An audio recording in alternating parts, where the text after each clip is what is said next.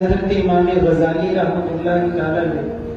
اس بات کی تلقین فرما رہے ہیں کہ اللہ تعالیٰ نے مخلوق کو 3 حصوں میں تقسیم کیا، یعنی 3 طرح کے گروہ دنیا کے اندر مخلوق کے اندر موجود ہیں۔ پہلا گروہ جس کے بارے میں آپ نے فرمایا کہ وہ عوام عامت الناس ہیں، عوام ہیں، یعنی اہل غفلت ہیں، جو غفلت میں زندگی گزار رہے ہیں۔ ہم دائیں بائیں شب و روز لوگوں کو دیکھتے ہیں، ان کے معاملات کو دیکھتے ہیں، ان کی زندگی کی ساری مصروفیات کو دیکھتے ہیں کہ وہ غفلت کے اندر زندگی گزار رہے ہیں۔ کوئی مکانوں میں، کوئی دکانوں میں، کوئی اولاد میں، کوئی دوستوں میں، کوئی بازاروں میں وقت کو ضائع کر رہا ہے۔ اور دوسرا طبقہ جس کے بارے میں آپ نے فرمایا وہ طبقہ خواص کا ہے، یعنی خاص الخاص لوگ جن کو اللہ سبحانہ و تعالیٰ نے فراست عطا فرمائی، اہل فراست لوگ، یعنی جو دنیا میں اس طرح وقت گزارتے ہیں کہ وہ اپنے وقت کو ضائع نہیں کرتے، حرام کاموں میں، وقت کو بولنے میں، دیکھنے میں، لکھنے میں، پڑھنے میں، کمانے میں، کھانے میں وقت کا ضیاع نہیں کرتے، فضول چیزوں میں اپنی مصروفیات کو شامل نہیں کرتے۔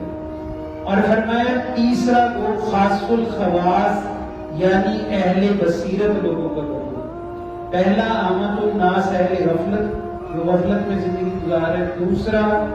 وہ لوگ جو خواص ہیں، دوسرے سے زیادہ اچھے ہیں۔ اور تیسرے سب سے زیادہ خاص الخاص اور اہل بصیرت اور اہل فراست وہ لوگ ہیں کہ جنہوں نے اپنی زندگی بھی بہتر کی اور دوسروں کی زندگی بہتر کرنے کا معمول اور مشن انہوں نے اپنی زندگی کا حصہ بنایا۔ جیسے ہم اپنے پیرانے کے باہر میں، ہم اپنے مرشد وردی کی زندگی کو دیکھتے ہیں کہ کچھ لوگ ایسے ہیں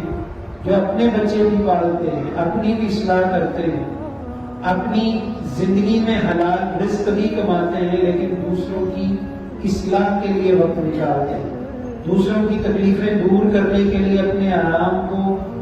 اپنی راحت کو، اپنے سکون کو قربان کر دیتے ہیں، اور پوری زندگی ان کی اسی صورت میں گزرتی ہے۔